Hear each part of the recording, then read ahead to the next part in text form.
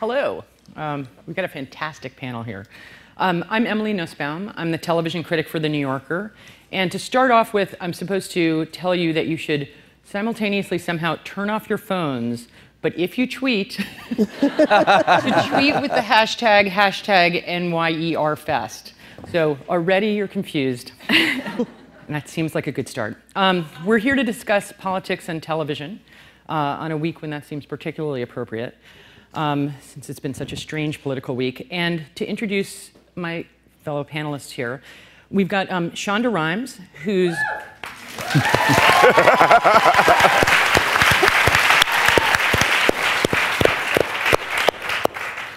wild and fabulously operatic series Scandal causes me to have an aneurysm pretty much every Thursday night on Twitter. It's funny, dirty, smart, and so fast-paced that it makes 24 look like a Ken Burns documentary. She also created the series Grey's Anatomy and Private Practice. Most recently, President Obama named her to the Kennedy Center board. She adopted a third child, and she just sold a new series. So she's a very busy woman, and we're grateful she's here. We've also got, this is not in the correct order, so I'm just going to jump down to the end. The two people at the end there are Robert and Michelle King.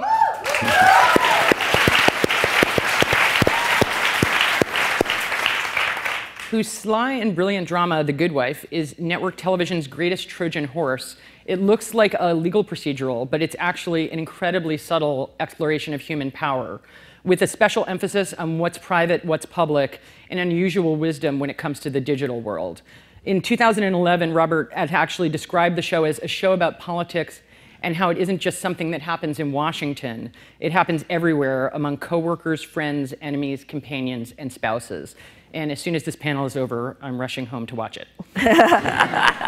Unfortunately, it will probably be delayed because of sports in an incredibly frustrating way.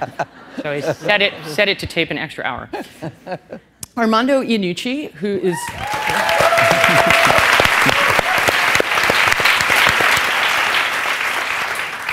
a multi-talented comic, showrunner, and master of incredibly creative profanity. And he's most famous for having created the 2009 movie In the Loop, which is about two governments who lie themselves into a war, and the fantastic foul-mouthed British comedy of despair, The Thick of It, which is about a political system in which nothing ever gets done.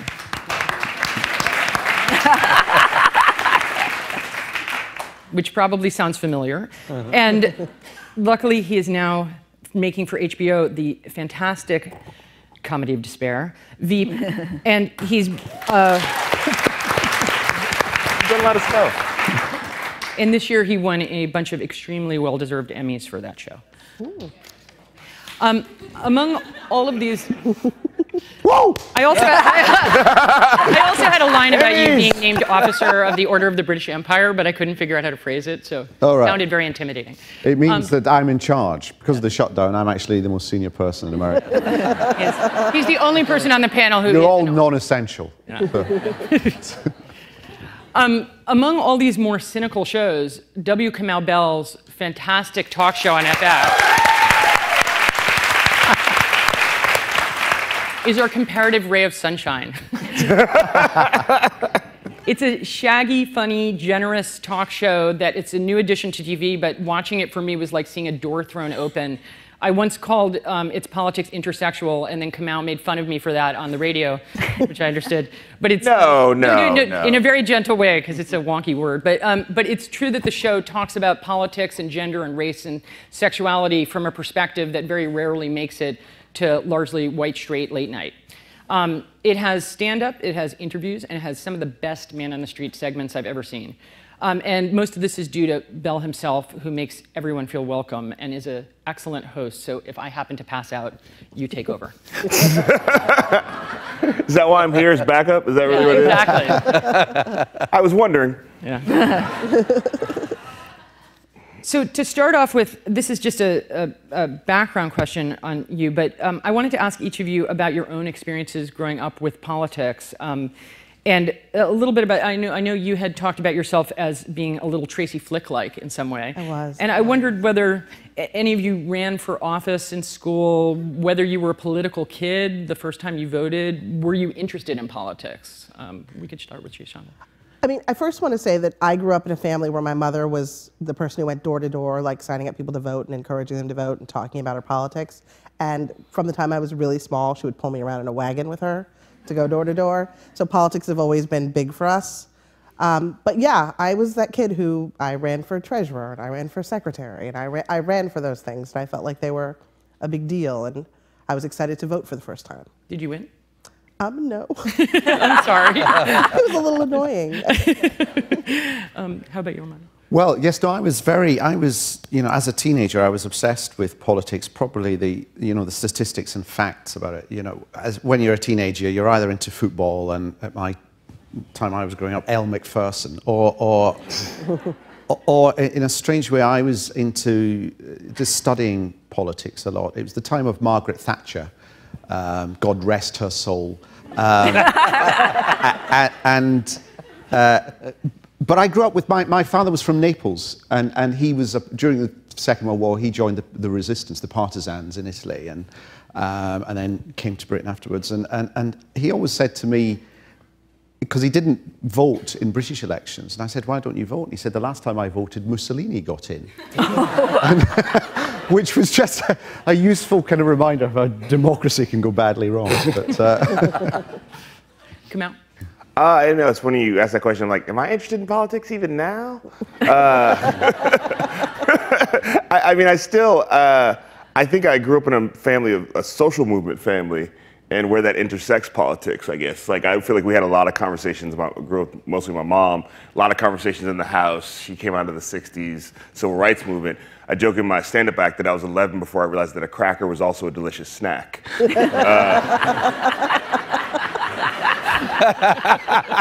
Not entirely a joke. So there was just always talk of society and race and racism, and to me, sort of like, you know, it ends up going through politics because like, I guess we got to march. You know what I mean? So that was just the way it was. Then when I moved to the Bay Area, I feel like, again, I got steeped in like society and culture and like, oh, this black thing is like the gay thing, which is like the immigrant thing, and sort of like where that all intersects. To be quite honest, the article you wrote about us, I pass out to the writers regularly, be like, this is what it's supposed to be. So I just want to be clear about that. We're not there yet, but this is what it's supposed to be. And so that's, I mean, for me, it's always about the people and the movements, and then eventually it has to end up at John Boehner, which is kind of a bummer, but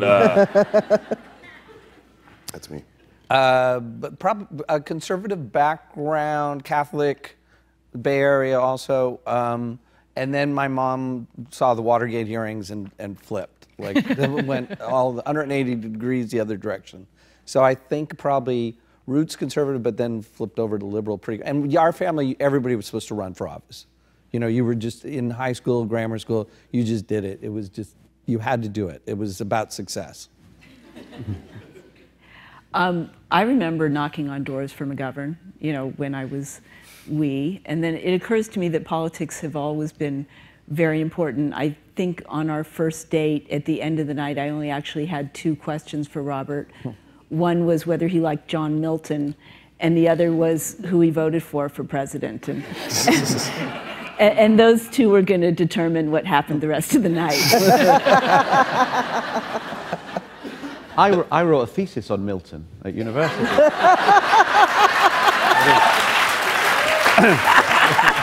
I did. It's too late. It's too late. I spent 3 years studying Paradise Lost, but I got more and more involved in comedy. And so the only thing I can remember from that time is that the opening lines to Paradise Lost of man's first disobedience and the fruit of that forbidden tree have the same rhythm scheme to the theme tune to the Flintstones. Of man's first disobedience, that forbidden tree.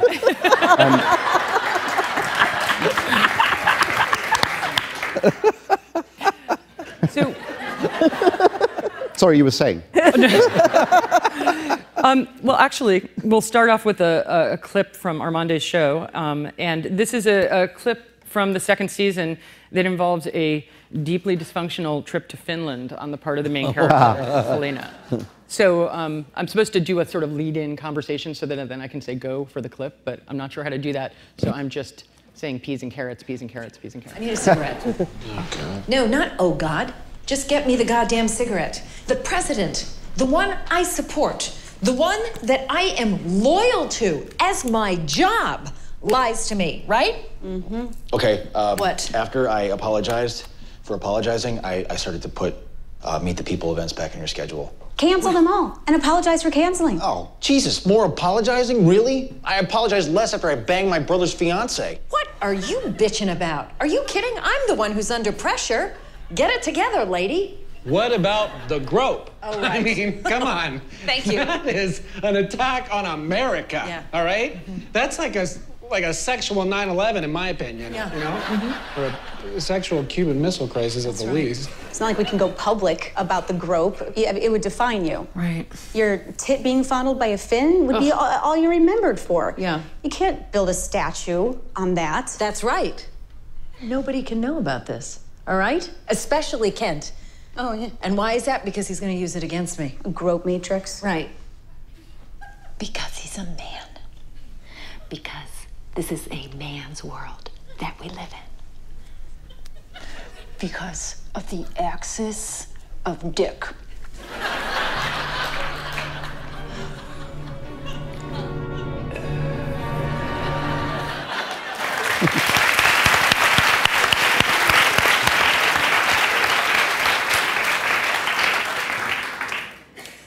As you mentioned, your background was in 17th century religious language with an emphasis on Paradise Lost, and I'm curious whether you consider politics a kind of hell. Well, if you read Paradise Lost, and I know that not many people have, but some of us here have, yeah. I mean, Satan in Paradise Lost is the most charismatic figure in it, and it's because he does magnificent speeches. He rallies, he's damned, he's sent down to hell, and the first couple of books in Paradise Lost are these magnificent, heroic, noble speeches by Satan saying all is not lost and we can live to fight another day, you know, forgetting that he's actually in hell. So it's all about you being carried away by the power of words and forgetting that actually the reality is the opposite of what's being said. So it's actually quite an interesting lesson to be learnt about political speeches, really. It is interesting to me because when I was looking at all of your shows, the non-talk shows on this are incredibly dark and cynical shows in different ways, and with very different styles. There was a fantastic Scandal episode this week, and in it, Joe Morton is this new character, and he says the president isn't really in charge, power is in charge. And I'm wondering for each of you, what is the source of that element on your show? And do you worry about whether this catalyzes cynicism in the audience? Is presenting cynicism as part of it a danger to how people respond to shows, or is it actually kind of inspiring in some way? I think the audience is already cynical. I mean, look what's going on in Washington right now. It's hard not to be. And I feel like watching the stuff that happens on the shows, at the very least, makes you feel like we can do better than that, is what's going on in Scandal. So maybe it reflects it in its own strange way, because I don't really think that Scandal has anything to do with real DC at this point. Yeah. But I do think that it's a reflection of the way I sometimes look at politics. I was going to say with our show, and now it's not politics with the capital P, but sometimes what strikes other people as cynical strikes me as just real. There was an episode where Alicia was offered partnership, and that would mean she would get it and somebody else would not. And it never crossed my mind that she wouldn't accept it. And yet, after the episode aired, people were shocked and sort of disappointed with her and thought it was cynical. And again, to me, it was simple pragmatism. And sometimes we in Veep come up with stories that we think are, you know, absurd extensions of reality. You know, we're stretching it to breaking point. We're trying to come up with, you know, fundamentally it's a comedy, and we're trying to come up with farce and absurdity. And so we invent stuff and put it out, and then we get people in DC contacting us saying, how did you find that out? So, you know, we thought we'd kept that quiet. And that's when you start, you know, I mean, a lot of my stuff in the UK was based on, I think, anger at sort of Blair and Bush and so on. This, I think, is more out of, it's based more on despair, really. Just that sense of frustration that such good minds and potentially good people still can't work something out. You know, that's where that arises from. I'm curious with, well, I'll get to you in a second because I actually want to ask, why are you, in comparison, on your show? It's not an angry show. It's actually... I just think there's a lot more television experience here that I have, but we'll get cynical. Yeah. I really feel like the goal is to sort of like, I mean, you know, the show's been on for a year, and it's really like it's an internship in how to be in television that people get to see, and which is not always awesome. And so I really feel like that right now, a lot of what is happening on the show is because we have a lot of people who are new to TV. We're learning how to do this. We're on 4 days a week now, and we're learning how to do it every day. And there's times we go, this is what we have today, so this is what's going on today. But I believe if we get the chance, you know, because for me, this all comes out of you know, my wife is here. She knows this all comes out of me at home being like, I just don't get why the world is such a scary place. But you can't do that on TV for 21 minutes a night, I found, after the first test episode. FX was clear. You can't do that every night. So for me, the idea is to somehow get to the joke. And because of just who I am and the way thing is, and I think Chris Rock said this is one of the exec producers of the show, is the reason why he liked me is because I could portray anger with a smile. Anger with a smile. And so for me, it's just like, I don't know how to do it any other way, but oh, it's a seething pit of anger. Like all black guys. I just can't rhyme. Pass it around. TV is intrinsically a collaborative form as opposed to other kinds of art, and I'm actually curious about, in the writer's room, for all of you, what the range of political attitudes are and what the conversations are like. I mean, I always wonder whether people disagree about stuff, like what they feel about politics, and what are the subjects of dispute, and also just what the range is. Like, do you have conservative people in the room, libertarian? Or? We have a pretty wide range. I mean, we're in LA writing, and it's hard to find a wide range. But we have someone who was general counsel to McCain, who usually can keep us pretty solid on what that thought would be. And I tend to be a little more conservative than other writers. So we kind of try, and the argument is, whenever we know we got a really heavy argument, we know that's kind of what we want to write towards. We don't want to, oh, now that you've guys settled that, that's kind of becomes dramatically uninteresting. It's all about when there's great fury on both sides that you know you're into something. Can you give me an example of something? Well, I think the feeling about, well, this was about sexual politics, but we did an episode that was based on the Knox thing in Italy. And that there was this feeling that, that was maybe the reverse of what you thought. The men in the room didn't think she could have done it. And it was clearly about how pretty she was. And the women were like, are you insane? I mean, and so we kind of played that into this jury episode where the men were kind of voting innocent, not guilty for someone, and the men were voting not guilty for this pretty woman. And then just kind of going into sexual politics. So that was more maybe the sexual politics of it, but our show isn't always about Washington, D.C. politics. Right. It's also about office and all that stuff. Other people about the writer's room? I feel like I'm totally biased that, you know, people would imagine that the room is filled with, I mean, it is filled with people on the left, but it's funny, the further someone goes on the left, it makes someone who's already left look conservative. So we have this thing where there's some people who are really left and make some of the people feel like, I don't think I'm ready for all this. And I think a lot of it is broken down by age.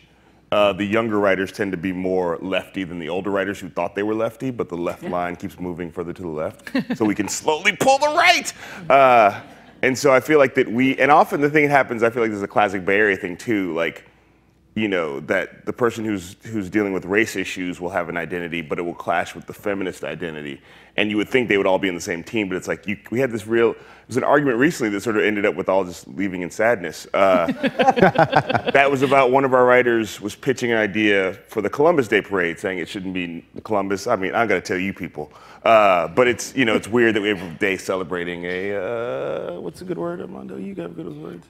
Subjugation. There you go. It's weird to have a subjugation holiday. And I knew you'd have it. So it was weird to have a holiday based around this. And so he, being a native New Yorker and also big Joe DiMaggio fan, was like, we should make a Joe DiMaggio Day, because that's an Italian guy. If we want to celebrate an Italian, let's celebrate that Italian. Seems like a good idea, but then one of our writers was like, Joe DiMaggio was known to be abusive to women, and none of us knew that. And he was like, can't we just pretend that didn't happen? and I was sort of like, not on this show, we can't. So we didn't do anything yet. We're still figuring it out, yeah. Because we're a comedy, I suppose, you know, I try and get the authenticity. So I do have consultants who are from former Republican and Democrat administrations to advise just on the accuracy of what we're doing. But because we're a comedy, I don't think right-wing people do jokes, really. They just don't. They see it somehow unconstitutional if you question in any way what they think. So I actually find that my job is to pull what could be a predominantly leftish, left-of-centre, liberal-minded team actually back to the centre, and it's a very deliberate thing on my part that Selina, we don't mention the party she's in, we don't name the president, because I want it to be about the process in DC. I want to taint everyone with this poison, rather than just say it's all about Democratic politics going wrong or Republican politics going wrong. So I think actually I'm the one who actually has to say, no, we can't, that's too much of a liberal stance you're portraying there. It actually, it will alienate some people who I don't want to be alienated, because I want to take them along the process of seeing the whole system grind to a halt. Our writers USA. I'm Italian. You can have me in your float and your parade if you want. We'll look into your background first. Yeah. Our writers' room runs the gamut, I suppose. We have, you know, people who used to be journalists who worked in the White House, and we have super liberal people on our staff, and there's a lot of arguing. There's a lot of bloodshed in the room, seriously. Because we have a Republican president, you know, we have this sort of moderate Republican president who has a very conservative vice president, which was the only way he could get elected. I liked that. I wanted to take it away from the White House as it stands right now. I didn't want anybody to think that we were trying to comment in any way on Obama, because there's only one black president, and we didn't want that to be a thing. You mean ever in history? You know what I'm saying? I just didn't want it to seem like we were commenting on this administration, but I also felt like at this moment in time, the Republicans provide such rich conflict between the Tea Party Republicans and the more moderate Republicans that it felt like it was going to provide us with more. So having a room filled with people who can sort of talk to both sides was important. And actually, I want to go to a scene from Scandal, where I will also do this sort of trailing out so that they can pull up the clip. But this is about one of my favorite couples on television, Cyrus and James. And in this scene, there is, as often happens in Scandal, an enormous, explosive, fantastic conflict, but it takes a turn that I didn't expect. I'll talk about it a little bit later in the scene, what it actually comes to, because they don't show Cyrus's big monologue. But this is a big showdown between Cyrus and his husband, James. Cyrus, are you listening to me? I want some answers. Take off your clothes. What? Are you kidding me? I am not in the mood, Si, to put it mildly. James, just take off your clothes. Why? I need to see if you're wearing a wire. A wire? Before we continue this conversation, I would like you to remove your clothing so I can make sure you're not wearing any kind of listening device, the behest of the Department of Justice or the Washington Tribune or anyone else. I am not taking off my clothes because you have some insane notion that I'm wearing a wire. Fine, then we're done talking. I am your husband. You want to have an honest conversation with your husband? Show me you're clean. You could be wearing a wire. Ever think about that? Oh.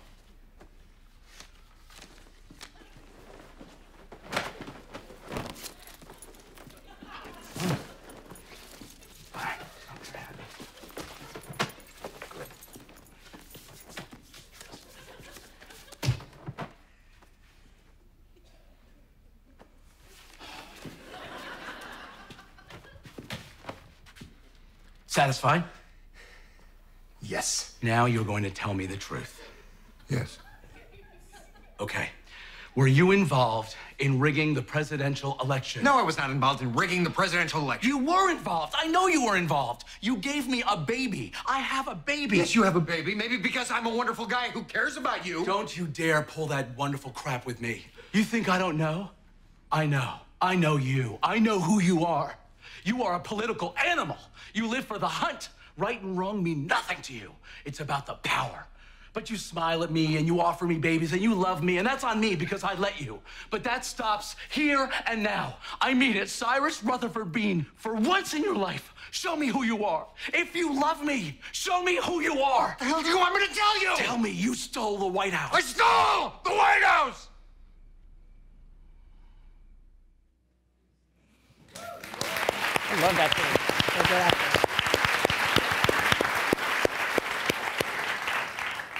Right after that, Cyrus actually gives this fantastic speech about where he sort of talks about his psychology and how specifically, you know, as a closeted as a gay man, like he just knew that he could not be president, but he knew he could be president, but he had to take all his skills and use them differently. And I was wondering a little bit about the origins of this scene, how it came up in the decision to go naked. I was really thinking about the most interesting way to have this scene happen. Watching, a lot of the show feels to me like this amazing collaboration because, you know, we have this sort of agreement with the actors that we're going to write the show and they're going to say every line exactly as it's written, and I'm never going to tell them how they should deliver a line. So they come to me and ask me questions and I don't tell them anything. And I discover stuff about the characters from watching how they perform it. So I was I don't remember what scene it was, but I was watching something with Cyrus and I suddenly realized why he was who he was. And it is because of the fact that as a Republican, as a man who until 5 years ago had been a closeted gay man, he felt like he was never going to have a chance, and he wasn't tall and he wasn't handsome, he was never going to have a chance to be president. All he was going to be able to do is get behind somebody else and make them president. And the bitterness involved in that, of being somebody whose dreams had been squashed because he didn't think that America was going to accept him. And so a lot of that scene came about because of that idea for me. And then I thought, we really have to make this interesting. And I loved the idea that they both figuratively and literally like strip down and sort of get naked with one another and tell each other the truth. Plus it was just fun to watch Jeff and Dan suffer all day long. Really into it. It was just fun to watch them sort of grapple with how that was gonna go. This is a general question, but I'm curious why all of you think there has been such a wave of shows about politics in the first place, because until a few years ago, I mean, there was The West Wing, which was a major, significant show, but other than that, and I guess Spin City, and actually there was that other show about there was a show about a mayor, but it was a sitcom. But there really were no shows, and now there are not only your shows, but House of Cards, Parks and Recreation, Political Animals was on USA Network, even on Parenthood in Nashville, there are politics plots on all these shows. And I'm curious about your sense of what to you is inspirational or primary show about politics, and also why you think there's been this kind of wave of shows happening. I'm gonna say this in a good way. I blame Barack Obama. I think he actually made politics cool. Yep. In a very sort of profound, especially, this was the first time. Remember, think back, everybody. In 2008, there was this excitement around just the process of the political process, and the excitement around, especially with younger people being engaged in the political process. And I think through that, for me, that filters out through the entertainment industry is what I personally feel. I mean, it certainly filtered out through me. You know, that there's a feeling of like you could actually get to the halls of power and maybe make a difference, and that you certainly through. I mean, yeah, I feel like a lot of it is Barack Obama. I feel like the optimism of The West Wing was a response to the cynicism of what was going on with Bush at the time. And I feel like there's, the optimism of Obama and what was going on sort of bred this whole new world in which we were all interested in politics, but we wanted to view it through just a different creative lens. When you mentioned my film In the Loop, which was about a sort of build up to what was the Iraq War. And I remember it premiered in the Sundance Festival the day that Obama was inaugurated, and all the journalists kept asking me, do you think this is the wrong time when there's so much optimism? This is the wrong time for such a cynical film to be coming out. And then when it was actually released 6 months later, a lot of the same journalists were saying, do you think this is the right time for such a cynical film to be coming out? And it was interesting in the course of 6 months how much that I think what it is, there's a tremendous frustration. I think people are politically alert. They're hungry for conversation about politics. They're hungry for engagement. But I feel that they are detached from DC and from their elected representatives. I feel they don't feel that they're being given the conversation from DC. So they're looking at it from elsewhere. They're looking at it on blogs, or they're looking at it in dramas and comedies and other means of portraying politics, I think. And part of it may be that it's no longer considered poison by the networks. I mean, in other words, once they see one show doesn't immediately go down the drain because it has political content, then they're more open to thinking about other shows, and then you end up with a few of them on the air. I'm actually curious with you guys, because you have network shows, which is just it's a different situation. First of all, whether you feel cable envy to some extent, because they have, because You mean because we do 22 a year, and I'm sorry, how many do you do? 10. Just they were, 10 a year? They were talking about this in the green room. I'm in the middle of 1:30. But with cable envy, with cable envy, size isn't important.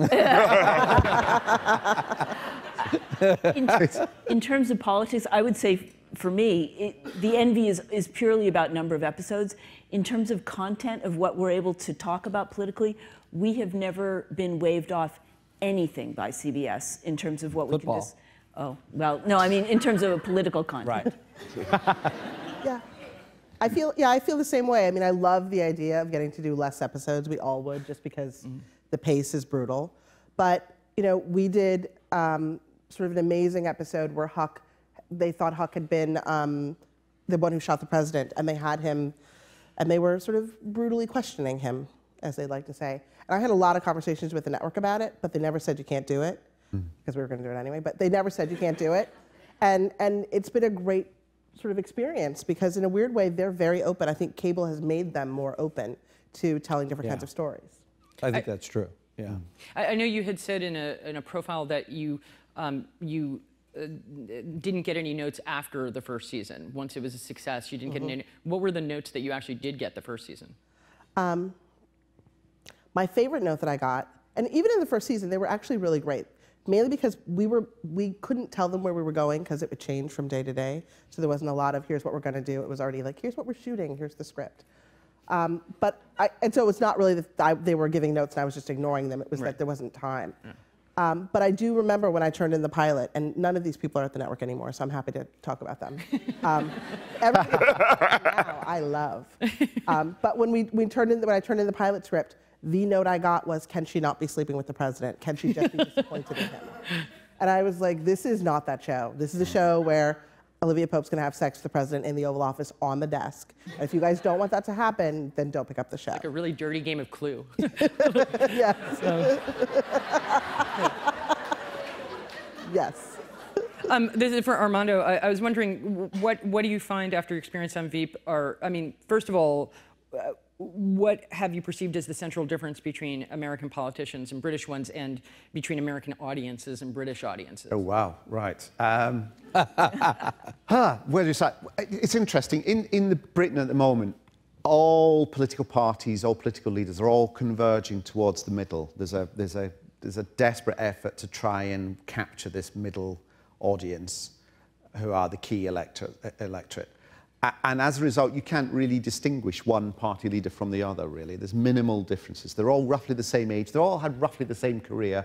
They all went to university, studied economics and politics, and then became advisors to MPs, and then became MPs themselves, and then became politicians and party leaders. All at roughly the same time, all in the mid-40s. They're all the same. In America, I've sensed that there is more of a divide, and if anything, politicians now are defining themselves by how different they are from their opponents. So you do actually get congressmen campaigning saying, I stopped this bill, I made sure this didn't happen, I made sure we vetoed that, I didn't let the, that's the big difference that I'm finding. In terms of audiences, that's an interesting one, because that takes in the whole question of how people watch television now, which is so different from even 5 years ago, that I don't think people are that bothered by the provenance of a TV show. They don't care whether it's a, you know, a murder mystery made in Denmark or a political drama made in America. It's as long as it's good or as it's entertaining, and they can get access to it. So I find actually, in terms of the audiences, there's not much of a difference really. Do you guys follow response online, and how does it affect you? I know some of you do. Twitter is big with Scandal. I know you guys follow, you've talked about following The Good Wife to find kind of the ebb and flow of how people are responding to things. But do you find that helpful or toxic? Helpful to back up instincts that you have. It's usually not to, you don't really come upon, oh, that's a new insight I hadn't thought, but it's kind of like, I don't think this plot line is really working, and you're kind of getting a sense. And that's also maybe a mistake, because, you know, it's a little bit of a self-selecting audience. So we try to, the most important thing is if someone in a coffee shop walks up to a writer and says, I hate this, then we go, oh, dear God, what? That's a real, that's like a shout. But the whispering is most of what you see online. Do you follow online? Yeah. Either. I don't know. I always think it's a recipe for madness if you follow. I mean, I do what we all do. Is, you know, I have a guy who works in security, and I look at all the comments, and he's able to give me their IP addresses. And from that, I'm able to work out their actual addresses. What I do is I pay for people to go to these people, sit outside these people's houses for 2 to 3 weeks, and then form an opinion about them, and then post it up on their house. It's called real live tweeting. Yeah. Other than that, I don't really respond. The other the connective thing between the three fiction shows here is, you know, it's funny, when I was thinking about political shows I was really interested in, I actually did not realize that they all had female main characters, although that is a very significant thing about a bunch of different shows, and it's true of Parks and Recreation as well. And I'm going to ask the annoying question that people always ask about female: is she a heroine? Do you consider her an anti-heroine? Does it matter to you whether people find her likable? You know, because all of your characters are in that. There's historically this idea that people need to root for the protagonist of television. That's not been true for a while, for about 15 years. But at the same time, I think it's still a more charged issue with female characters, or maybe you find that's not true. I'm curious how that plays into your thinking. The lead in our show, Alicia Florix, played by Juliana Margulies, is a slow slide towards corruption. But corruption in our show is not always a bad thing. Corruption is also knowledge. Maybe it is a little Milton here, but it's also, there's a self-knowledge, she was probably a little innocent, so it's a bit of a mixture. We don't get any pushback, and it's definitely not from the actress. Juliana wants to go as far as we can push this. And so each year, there's a sense that it's not the year before, because this character is growing and becoming more cynical and a little more realistic and more pragmatic. The show loves pragmatism. It really hates idealists for whatever reason.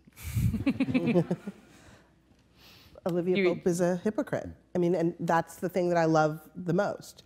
She says she wears the white hat, and she goes around and she tells people to stop their affairs and behave themselves and to do all these things. And she is engaged in, she stole the White House with a bunch of people. She's having an affair with the president, who was married. She was cheating on the guy that she was engaged to. I mean, there's a lot of stuff going on there. And it's not just morally ambiguous, it's fairly dark. And that's purposeful. And yet I think people, I'm always amazed when people say, like, I'm so rooting for Liv and Fitz. I think it's fascinating, because it just speaks to something really creepy in our culture. And it's great because it's a very morally strange area, and the whole show is. I mean, Cyrus and James are the happiest, most healthy couple on the show, and Cyrus tried to have James killed. So it's just the world.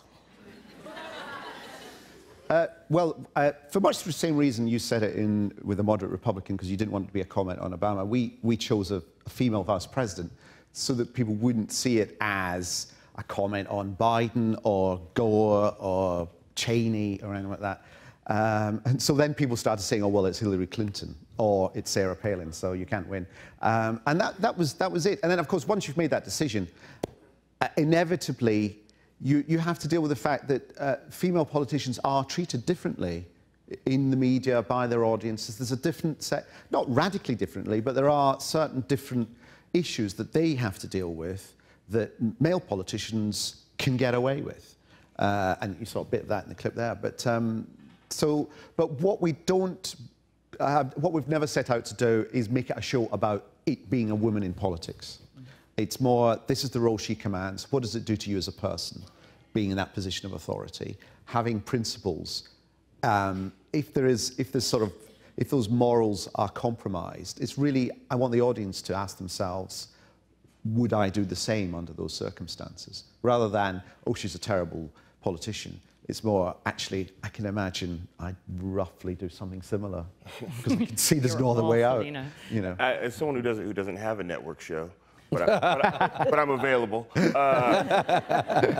a watcher of these shows, I often feel like it's true of Veep and even Grey's Anatomy. Really, I feel like they almost exist in the future. And I feel like they're setting an example for the rest of the country of like, you know, we could have a female vice president, or we could have lots of people of different races hanging out and everybody's cool. You know what I mean? Like I feel like, I feel like that's the political aspect of it, because there's people in the middle of the country who are going, look at that, women who are gay and they're normal people. Well, goddamn. And I feel like for me, that's, as a watcher, that's the exciting thing for me watching, because it exists I know for a lot of people in the country, that's a new thing, whereas I call it the Bay Area. You know what I mean? So I just feel like, I know you guys call it here, but whatever. But you know what I mean? Like for me, that's what the exciting thing is about watching those shows, is that they exist in a place that, like, they're sort of setting the example for the future America to come. You have led me perfectly into a clip from your show in which... Oh, sweet. In which Kamau, now I step off stage. This is Kamau talking about the election in New York and his own voting plans. That is what the clip is. The New York City mayoral primary. And I've been having trouble figuring out who to vote for. On the Republican side, you have... I'm joking. Black guy! Black guy! Still a black guy. Now on the Democratic side, there's Bill Thompson. At first I thought, I'm definitely voting for him. He's a progressive black guy. Then I remembered, that doesn't always work the way you want it to. Fool me once, shame on me. Fool me twice, we bomb Syria. I don't know how it works. Then I heard about Christine Quinn, an angry lesbian, and I thought, of course I'm voting for her. I'm from San Francisco. An angry lesbian is my spirit animal.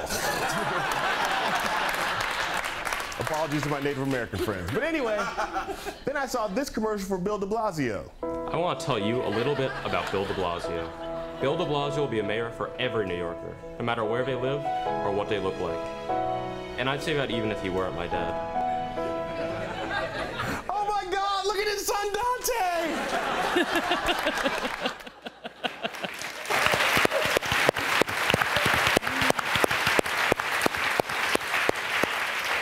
Just to be clear, it ended with me saying I'm voting for Bill de Blasio's son's afro. I think.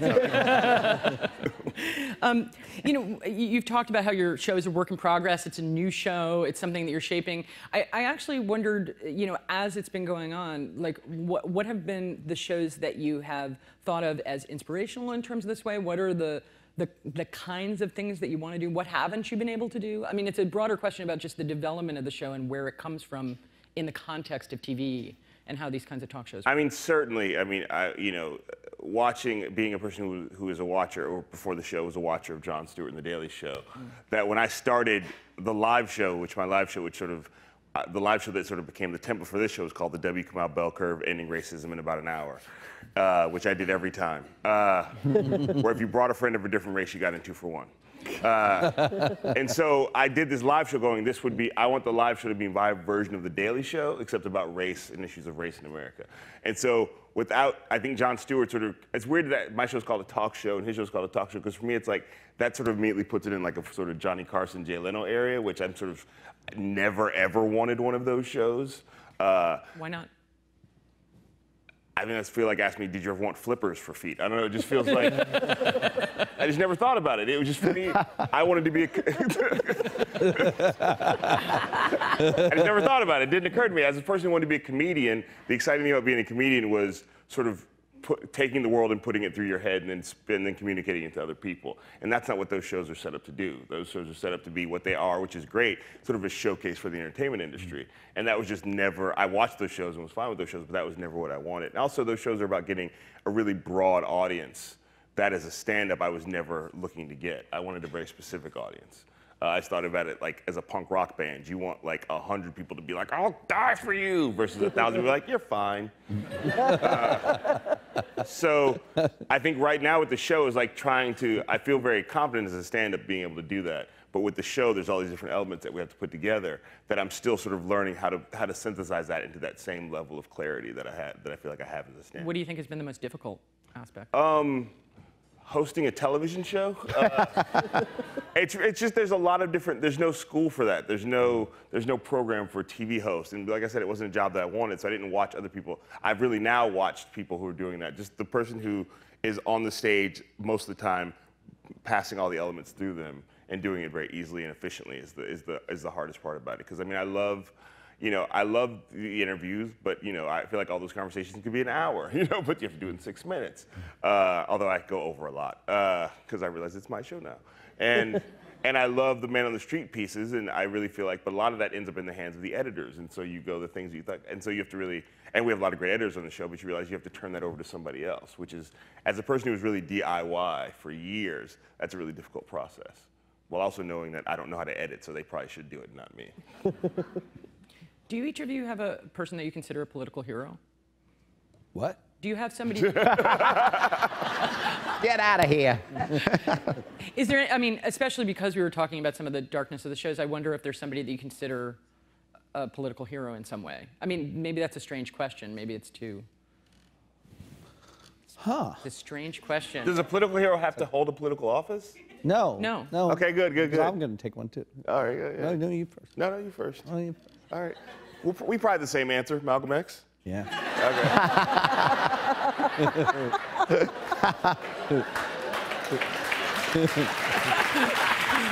Could be, I don't know. No, yeah, Malcolm X. Do you want more? I'm just gonna let. Oh, no. I'm just gonna let the silence sit for the rest of the time, and then go to the Q&A. Total silence. Does anyone else want to answer or not? It's totally fine. Well, mine are obscure British politicians who never really achieved office. As opposed to Malcolm X. Senator Malcolm X. Yes. Yes. I flew into Malcolm X Airport this morning. Yes, yes. Oh, that would be amazing! In Harlem. And yet there was still a queue for immigration. No, because in the UK, I like the slightly maverick politicians. But the thing about mavericks in the UK at the moment is that they're all sidelined. They will never become party leader. It used to be that the charismatic, the personality, was the one that became leader of the party. But now, especially in the UK, it's very much, politics is like a form of corporate management, and corporate managers aren't meant to have, distinctive personalities. They're meant to be corporate. So all the kind of eccentric MPs are sidelined. But anyway, those are the ones I like. I'm going to go to a clip from The Good Wife, and this is a clip that, as you'll immediately see, it's a courtroom scene. And do you want to answer? I'm sorry, did I cut anyone off? I sort of looked down at the card. No, we're very excited for you. Yeah, no, this is a scene that combines a bunch of big legal case and issues that you'll recognize immediately combined together in this interesting way. And as the show often does, it deals with complex issues about the digital world and privacy. So we will start with this clip from The Good Wife. I believe the episode is called Rape, A Modern Perspective. Is that right? Yes. Yes.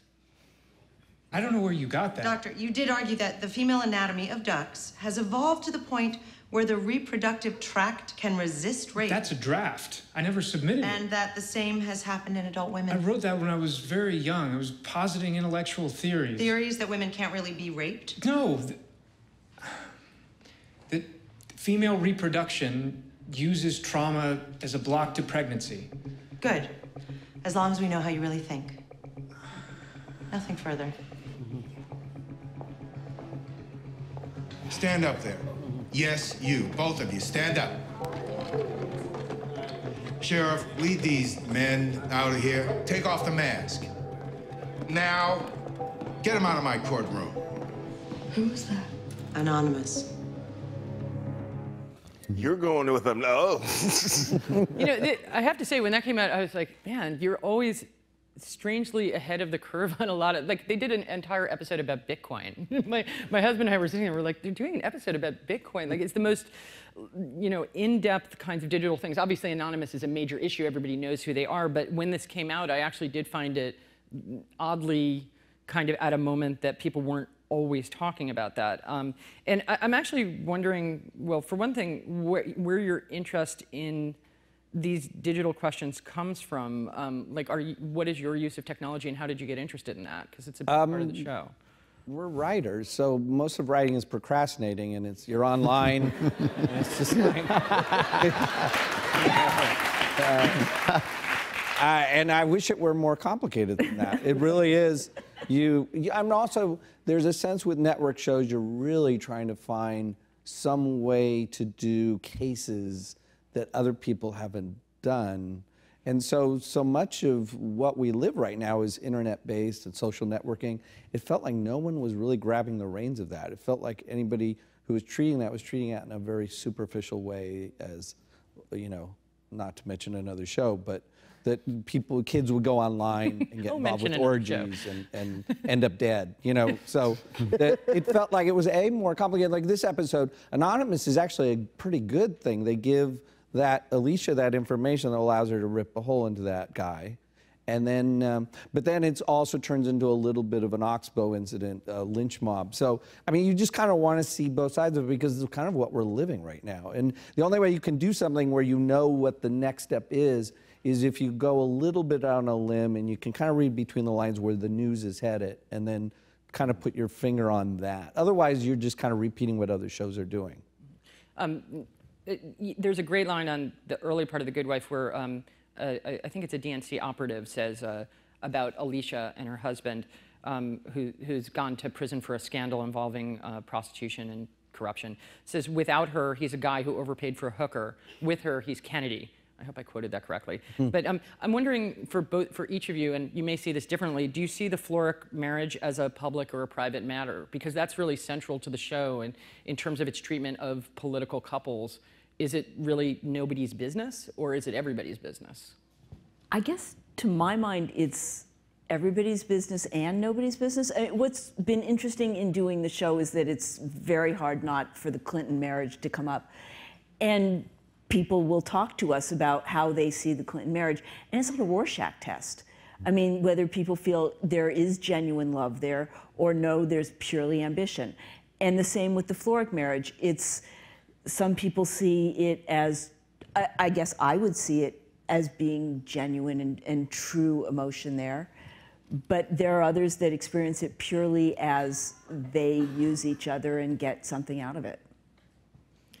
There was I thought, a fantastic plot on The Good Wife last year that dealt with institutional racism. We were actually talking a little bit about this in the green room. And on it, Peter Florek, who's at that point, I believe, the Attorney General, and it happens over the course of the season. He fires a series of black employees, each of them for different reasons. But in Carrie, one of the characters on the show, who's white and with whom he's just more simpatico, he ends up keeping him despite him doing essentially the same thing as some of the black employees have done. And in the end, that ends up being seen as a pattern for him, and it ends up coming up in the election, and he's really called on it. And then he tries to confront it. I think I'll describe the entire plot to you. It'd be a great approach. But the main thing is, it was very good. And it was something I hadn't seen on TV before because it didn't deal with a person being racist, but with an institution acting in a racist way through his acts that were either conscious or unconscious. How did that come up, and where did that plot come from, and how did you decide to? Showrunners and writer staffs. It felt like we talked to a lot of showrunners through some kind of website thing, and there's this kind of sense that I'm doing everything I can and I'm not racist. And then you look at their writer staffs or their director, and you go, well, what's going on there? And in many ways, they're not really the bad guys. They don't think of themselves as the bad guys. They have justification for it. And in comedy, and women, you know, the male men I work with are funnier. I'll have a woman role there or African American role there.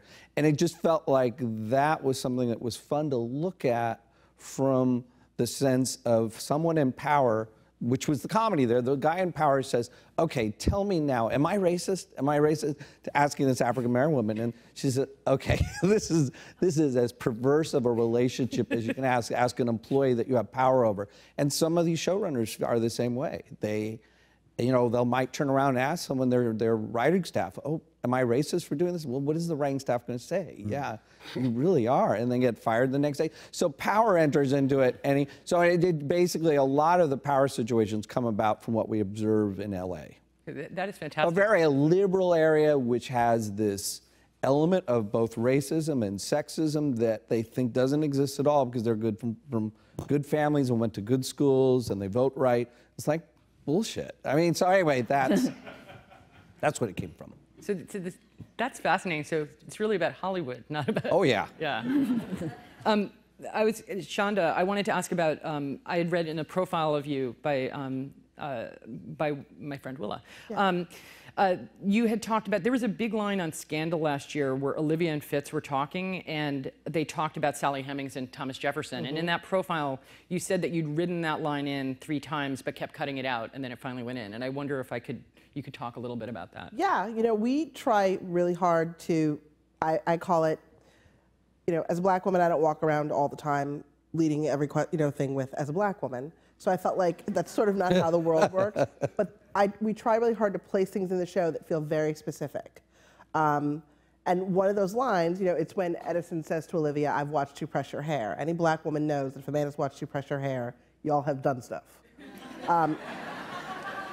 So, you know, it's a very, you know, pieces of language that feel correct. And the Sally Hemings, Thomas Jefferson comment, when I put it in, because the show takes place in several different time periods, really. We have our Olivia and Fitz when they were first getting together, Olivia and Fitz post her leaving the White House, so there's all these different time periods. I'd had it in sort of post her leaving the White House, and it felt really wrong every time, mainly because I thought, how is it that Olivia Pope is just bringing this up now? Like, they've been together all this time, they've had all these problems, she's just bringing race up now, that makes her seem like an idiot. So when we were doing our flashback episode, and we were back in the earlier days of her relationship, when she's working in the White House and he is the president, it felt exactly right, like when they'd first gotten together. So it was about really placing it in the right spot. It's interesting because this year, the episode on Thursday, which was so exciting and great, and it opened with a scene with her and her father, who is a new character on the show, is played by Joe Morden. And he said to her, he gives her this extremely intense speech where he says, among other things, you have to do twice as much to get it. You have to be twice as good. You have to be twice as they have. Right, to get, and I immediately saw, as everybody tweets crazily about Scandal, like a ton of black women tweeting, you know, that's me, that's my parents' slogan. Like that's what people told me. And I mean, you've already discussed this a little bit in terms of the Sally Hemings thing, but I actually wondered about the internal discussions about this within the writer's room, about the dynamics of where Olivia herself comes from. Or did you already have that planned? Because she had no family before.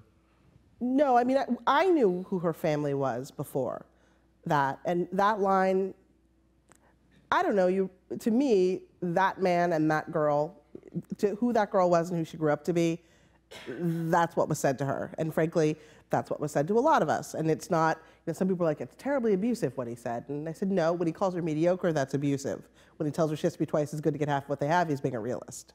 So to me, it was just about allowing them to have the language that people have with one another who are, you know, a black father would say that to his daughter, who he expected a lot of. This is for all of you, but I wonder if you can talk, because in the case of the dramas and comedies, you've had a few seasons of the show. Are there ways in which you've altered your shows over time? Like, have your shows changed, or do you see them changing in conscious ways? Do you find them to be different in the later seasons? Well, when Veep started, in the pilot, in the first few episodes, I think she was, because we were writing a comedy, it's very tempting to think therefore she has to fail at everything. She has to be bad. And I think there was probably a tendency to make her a little bit inept. And in fact, and that was the big recurring note from HBO, actually, as soon as we made the pilot, which is she is Vice President of the United States. She was a senator. You know, you have to believe that she got that far. Why are you laughing? Why is that? But do you know what I mean? So and actually, it was more about the frustrations of the office and, you know, the ineptness of some of the circumstances she finds herself in. And as the course of the first season went, she became a stronger character, a much more steely character. And in the second season, we actually put her through a bit, we actually gave her some power, responsibility, and then she had to deal with the consequences of her responsibility, like ordering a military strike and then hearing that a Marine had a leg blown off, and then can't get the leg out of her mind when she has to go and be cheery next door and all that sort of thing. Because we wanted to, it's that thing of, you know, one of my all-time favourite comedies is the Larry Sanders Show, which is so funny but feels so real, and actually the more real it is, the funnier it becomes. And that was the sort of the lesson we learned as we were making our first few episodes, actually keep it real. How about either of you guys? I was going to say, I think the reason our show has changed is because the main character has changed. I mean, we're chained to Alicia Florrick. We started the show at a very specific time in her life when she discovers her husband, the politician, has been cheating on her, and she is forced to go back to work. And she has changed and grown, and that's what's brought us along, I think, as well. How about you? Yeah, I mean, I think we make giant leaps forward in our knowledge of who the characters are for the audience at the end of every season. So the show sort of changes to accommodate wherever we're going. You know, Baby Huck likes her drill now, and so that's what's going to be happening with her this season, and things change. Olivia's father is now here, and that means something completely different. Do you guys have, you know, Robert, you talked about, at one point in an interview you gave, you said, a lot of the things that we want to explore are esoteric, and sometimes things in the news that we want to see a human face on. And this is an odd question to ask about a narrative that's not an op-ed, but I actually do wonder whether you have any kind of mission statement for your show as what you're trying to do. Do you have any intent to, it's not edutainment, but like, do you have some sort of goal in mind? Yeah. Yes. What is it? Reveal it. Yeah, it's kind of that we're all the same under the skin, but that's a bad thing. You know, that really people like to point to Washington as the problem, and they're the problem. And I think, you know, there's probably optimism in there somewhere, but Alicia wants to think that the problem is, you know, her husband, or the problem is other people at work, and in the end, she's the problem too. I mean, politics, it kind of goes down to our shorts. I mean, it's everywhere, and you can't get away from it. I think that's a good slogan for the show. Politics goes down to our shorts. Actually, you know, there's side issues about the internet, and there's side issues about politics in Chicago, which is as great of a place to set a political show as you can get. But I do think it comes down to that politics is not something we can just point to DC as the place that it happens. That's something I feel strongly about. I mean, personally, I feel that the person you have most sympathy for in Veep is actually the elected politician, is the vice president.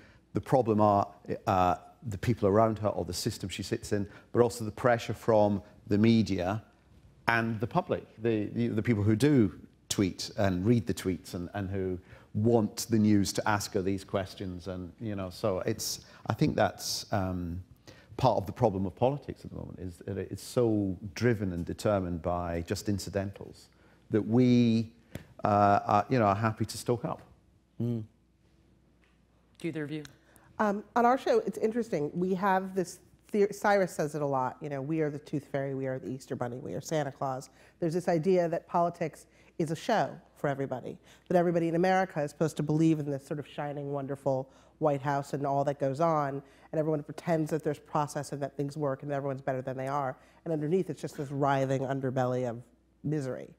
And we really try to play with that and try to remember that when we're working on the show, like what are we saying and showing about that this week? So that's your slogan. Underneath is the writhing underbelly of music.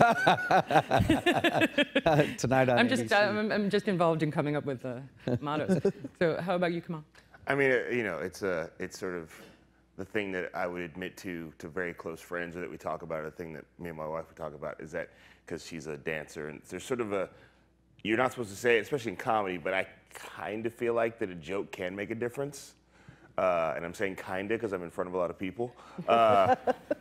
And sort of write it and sort of feeling like, because I know this can be true, like, you know, not that it can change policy, but I find, especially with Chris Rock, who's executive producer, as I said earlier, he has jokes that then people quote as their opinion on the matter. And to me, that's a very powerful position, that if you can write a joke that makes people laugh so hard that they go, oh, and then it starts to be something they repeat out in the world, and it feels like it doesn't, it's you know, it's not the policy, but and I feel like that's true of all these shows. The show creates an environment through which the conversation can happen easier than if you just read the newspaper. And so for me, that's, you know, it's got to be funny. I mean, for me, first of all, it's got to be funny. And sometimes it's frustrating because, like, I want to write a joke about this thing that will put out a different perspective, but I can't write the funny joke right now, so I have to put it down. But you know, I feel like at the end of the day, like, being a politicized comedian, somewhere deep inside you have to feel like, if I write the perfect joke, it can make a difference. So on this beautiful, upbeat, idealistic note, I want to open the floor to questions. I'm just trying to figure out the timing for all this. And I think the way that they're going to do this is randomly throw microphones into the audience, and whoever catches them to ask the question. Probably not. Probably you have to raise your hand, and then they hand you. Me? Sure. You can go. This is for Armando. I think the most important question that didn't get asked is, did the president call? Is the president ever going to call? He does episode 1 of season 2, he calls. No. I mean, that's the thing of, like, we had this catchphrase every week in season 1 of Did the President Call? And that thing about making it real, I just thought, let's not have the catchphrase. Let's start peeling back the artifice and just let it run its course. So he does call in this second season and gives her more power and responsibility, and that's really what the second season is about. Sorry, over here. Maria Popova, a question for Shonda. Actually, Emily touched a little bit on it with the Kings, but especially for you, there's a way of television shows, especially sort of mainstream shows, to pick issues that are politically controversial but tipped over towards acceptance and in a sort of opportunistic way. But what you've done is identify those things long before they've been sort of condoned by consensus, and talk about things like having the first lesbian couple on, you know, a primetime network show on Grey's Anatomy and things like this. So I wonder how do you dial that inner GPS, inner moral radar, to identify those things and stand behind them before they've been sort of... How do I find those things? How do you if I knew, then I could maybe write a book and make a lot of money. I don't. I think I just write things that I think are interesting, and I write things that I think feel true. And, you know, I have lesbian friends, and why are they not on television? That doesn't make any sense. And so to me, it just feels like I'm telling a story that feels true and interesting to me, and I hope that that's going to be interesting to other people.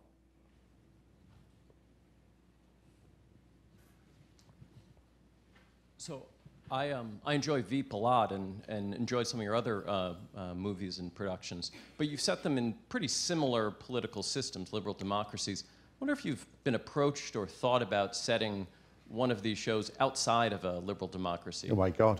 And if you hadn't, what that would Have be I been like? approached by Vladimir Putin? If you had, that would be fascinating. I'm not allowed to say. Well, yeah, I mean, I'm a great admirer of a lot of the literature. I mean, just some of the most amazing literature of the 20th century has come from, you know, dissidents and from totalitarian writers writing under totalitarian regimes. I don't feel that. What I'm interested in is looking at, you know, this idealism we have about democracy, and then trying to work out what works, what doesn't work, and trying to portray that, really. It goes back to what I was saying before. It's then up to you to decide whether you agree or don't agree, really. But that's what interests me when I'm looking at political stuff. Also, there is Game of Thrones. For Kamau, I was wondering if you could talk about your interview style a little bit, because it feels, well, talking about throwing open a door, I mean, especially your interview with Sarah Silverman, I felt like you really got in there and really talked about something that, like you said, you don't really see on a talk show. Like, you actually let her have a dialogue with you, not only about, you know, whatever past things, but things you had done on the show, and she actually saw things, and it opened up a real conversation. So I was wondering if you could talk about how you approach that as opposed to, you know. I mean, you know, that was a fairly, so, I mean, she made that a surprisingly easy conversation to have. I think she could have come in, I mean, for people who don't, I years ago wrote a blog about Sarah Silverman where I called her a racist, and but it was MySpace, so it doesn't count. And and she read it, and we've gotten context since then, but we had a conversation on television that we sort of maybe wouldn't have had in real life, but we knew each other and we talked about it. And for me, that's the thing about Totally Biased that excites me, is when I feel like we're doing things that don't exist elsewhere on television. And a lot of that is figuring a way to make the interviews about something. And, you know, it's hard because sometimes people just want to promote their thing, and they should be allowed to, you know. So, but when there's an opportunity to actually have a real conversation, and some of that we found a way to start doing with debates we have on the show. Like, we did one about rape culture and comedy, and one about is there a God? Like, to me, that's way more interesting than anybody promoting anything, because there's better shows to promote on than our show. So, like, you know, you might as well go to one of those shows. And so we're trying to actively book guests that are about the conversation, not about the, and even when we had Don Cheadle on, who's a major actor, I felt like we got to talk about things that weren't just, what is it like to be a major actor, you know? So, so yeah, for me, it's like when people say, who's your favorite, who would be your favorite guest? I say Denzel Washington, but not because I think he's dreamy, which I do, but also because there's I would love to have a conversation about what is it to be like that black guy in Hollywood who is still like the example of how other black actors have to live up to. And so, I don't know if he wants to have that conversation. He hasn't returned a call, but I still feel like that's, when I'm in the chair and can have those conversations, it's just a much easier and a more interesting interview for me and the audience. Denzel, call him. No pressure. Lots of pressure. Hi. My question's for the Kings. I want to know more about, is Alicia going to become more politically involved this season? She's First Lady, and I love the idea of Alicia and Peter being a political couple, a power couple of Chicago. Can you just talk a little bit more about that? You know, the Hillary paradigm's a good one, at least the early Hillary. We are going to move to a more political Alicia, but I also think, you know, there's a 7-year plan, so we need some place to go. So it may not all happen this year, but it's in the works. I loved on the last Good Wife, she basically, at some point at the very end of the show, somebody says, so congratulations on being the First Lady. And she's like, oh, I totally forgot. She's completely caught up with the other thing. Okay. All right, so this is a question for anyone who wants to answer about representation in media. I read an article about a recent study where they showed that I think generally in film roles, about 17% of these roles, like including major and background roles, are filled by women. And then someone else did a study where they showed that when they're having group conversations with people of both genders, when 17% of the comments are made by women, that's considered like about half and half, about equal. Do you consider representation in media like as an important goal to kind of work towards and aspire to? Yeah, I don't know that I look at it like it's a goal. It's just what I'm going to do. The unfortunate thing about being the only black woman who's doing this job is that I'm the only black woman who's doing this job. And so I'm sort of thrilled and excited by the idea that we can fill the rooms with black women so that they can all do this job, so it can't just be me. And also to find more women who are interesting, both behind the camera and in front of it. It feels like there's a hole that should be filled, void that should be filled. Don't take this the wrong way, but I love funny women. I mean, I really do love working with comedy actresses. I've done it a lot in the UK, and here it was great working with Julia, but there was no plan, but it was just interesting that because we'd set the show around a female vice president, for some reason we thought it would be good if her sparring partner in the House of Representatives, the not the speaker, but the one next, the one down, the whip, the whip, the one up from the whip, but the majority leader, the majority leader in the House of Representatives was Mary King, who was played by Mimi Kennedy, and that she had a daughter, and that Alison Janney came to interview her. It was only as we reviewed the season we realised that all the most powerful and influential figures in this whole sort of matrix were all female. But it wasn't a plan. It's just, I don't know. I just find funny, really good comedy actresses bring out a different sort of comedy that's a much more natural comedy, and it's just great to work with. I was going to say, in terms of our show, I don't think there is a tremendous effort to show parody in any area. I mean, what we're looking to do is show realism. So, I mean, we have a character who, when she started out, she was not a partner in the law firm. She was an associate. So she's not going to talk most in any given scene. It's going to be the partners around her. I mean, so that's where we start. We're in Chicago. It's a diverse area. We're trying to show that realistically.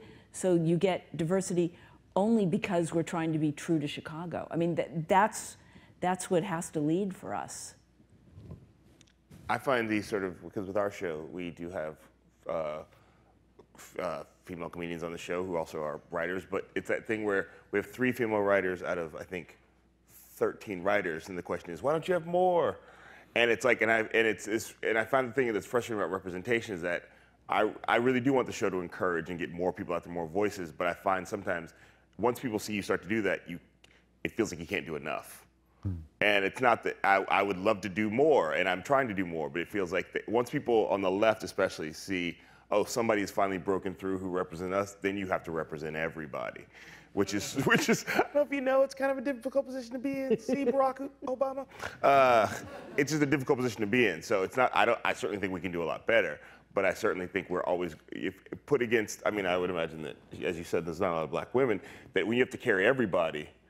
It's a little exhausting. Yeah, okay. If she could say it's exhausting, I could say, you know what I mean? So it's a challenge. And I would say to the people out there, really, there's nothing wrong with pushing the people, pushing people to represent more, but it's also understand that it's like it's an industry. Yes. Hi. Hello. I was expecting it out of your mouth. I was like, whoa, lungs. For Armando. Where are you? Over here. All right. Oh, good. Hi. I just find it slightly sinister hearing a voice and not knowing. I am Oz, the great and powerful.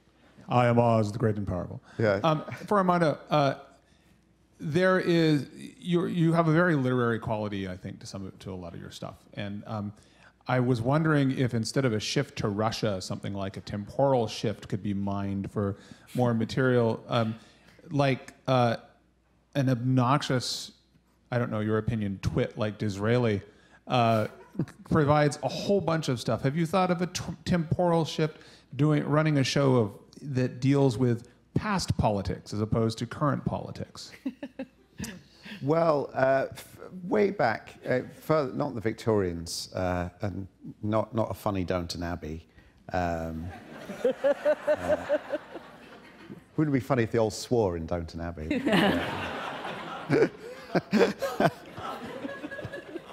It's the fucking First World War.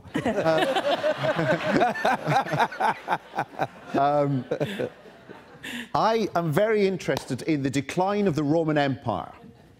Not because I've been spending a lot of time in America, but actually because I've been spending a lot of time in America. But also, the good news is it took about 250 years for Rome to decline. So there's that. But we got some time. There's just interesting stories there. There was a funny story about a general called Sylvanus, who had an enemy, and the enemy told the emperor that Sylvanus was going to mount a coup against the emperor. So the emperor started mounting an army against Sylvanus. And things got so bad that Sylvanus decided the only way I can get out of here is to have a coup against the... and so he was eventually caught for the crime that he was trying to show previously he had been fabricated against him. And I just think that's a funny story, but also says a lot about Roman politics, and therefore, you know, there's probably a good scandal episode and a good wife episode and a good Veep episode in that as well, you know. So I'm kind of interested in that. You weren't expecting that, were you? Any of you could talk about... Hello, where are... Whoa. Sorry, over here. Yeah, okay. I was wondering if any of you could talk about the role of political fundraising in Hollywood, especially in the last presidential election, and do you think it was more detrimental in some ways because it became a political whipping bag, you know, for some people that, oh, look at what all these Hollywood elites are supporting, or who all these Hollywood elites are supporting, or is it actually, you know, getting more people out to vote in some ways? What? I think it's like I think she's asking, like, is it a good or a harmful thing that Hollywood is so involved in fundraising for Washington? Is that... It's harmful. It probably is. I mean, Hollywood would be better if it were more diverse. I mean, it was seen as something radical that our show wants to see both sides of certain fights. You know, and it just, it seems like the more a radical right, or even the middle right, doesn't feel they have a voice in entertainment, the more they get harsh and angry, as anyone would. So it's not, it would be more of a debate if more conservative voices were in TV, entertainment TV. Then it wouldn't be so, you know, isolated to Fox. I mean, it would be a little, and shows would be better. I mean, shows would be better if you didn't know, oh, the priest, he's going to molest a boy in the 4th act. You know, you just kind of get. That's true. You kind of get where it's going. It's more entertaining if you don't know, is he going to be a good priest or a bad priest? You know, and I think there's this, look, I talk to a lot of writers. There's this anti-bias, anti-religious, or I mean, you know, and it's just not very interesting because any cliche after a while just is that. It just becomes stale. Although there are Republicans, they're on Shonda's show, and they're sociopaths. But your next show is Good Priest, Bad Priest. It's a new kind of procedural. So, is there another question? I'm looking at the time. How are we doing? There's supposed to be some... I've got all night, you know. Yeah. Three more minutes or 3 more questions? 3 more minutes. Okay. 3 more minutes. Okay. This question better be way back there. Yeah. So I'm curious, how do you balance, how do you balance the competing demands of having something you really want to say and trying to be commercial? And how do you, I mean, I think that's an extra form of creativity, which you've all mastered, and I'm curious how you go about that. I don't have to worry about being commercial. No. Being commercial on HBO is different from being commercial on networks, because we only thought we were going to go 13 episodes, so it was kind of like, well, this is the last show anyone's ever going to allow us to do. So we just thought, oh well, we did an episode of the first 7 which was about Orthodox Jews and the Arab Wire, which no one even friggin' knew what it was, and it was just like, okay, they're going to cancel on the 8th episode. This is the way you get America on your side, is to do a story about. And so from there, it was just like, well, gosh, can we keep pushing that envelope and see if they'll cancel us after this show? So it's been this kind of challenge, which was the least commercial thing. I don't worry about Bitcoin was probably where we thought, oh, well, there's 18 people who will know what this is. Yeah, I don't worry about being commercial, which is odd because I feel like in a weird way we're highly commercial, but I don't worry about that's somebody else's job. Like my job is to just tell stories and hope that people watch. Somebody else's job is to promote the show and make it seem exciting and do all that stuff. I just try to tell the story that feels like the best, most interesting story we can, so that at the end of the season we're all sitting around going, what the hell are we going to do next season? Let's take one more question. It's on, right? Okay. I'm constantly amazed at how sexy Selena is. I mean, when I see other female politicians, they're all pantsuits, you know, long skirts, but she's got the tight dresses, and that clip you showed, there was cleavage. And I wonder was that a conscious decision to make her really be a sexy female politician? What was the thought about the whole wardrobe? No, it wasn't a conscious decision. We thought that Selena probably is quite a vain person and spends a lot of time worrying about her look. In the 3rd season that we're shooting now, she's actually going out and about. She's going out of DC and she's meeting the normals all across the country.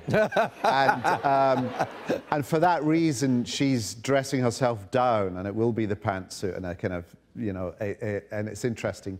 See, she's trying to throw off this. I imagine her backstory is that she came from quite a well-to-do family and that she can't resist spending that amount of money. But she knows that actually if she wants to go out and sell herself, she has to put that kind of background behind her. So so it wasn't a conscious thing, but it's a conscious part of the storyline in terms of how she sees herself. So we'll end there. It's true, we never got to discuss the clothes, which on all these shows actually are very spectacular. It's really true. First of all, I constantly, even when I was preparing for this panel, I was actually fantasizing both about the way Alicia dresses and the idea of wearing the white coat jacket that she just wore. Anyway, but thank you so much for all the wonderful questions, and thank you to our fantastic guests.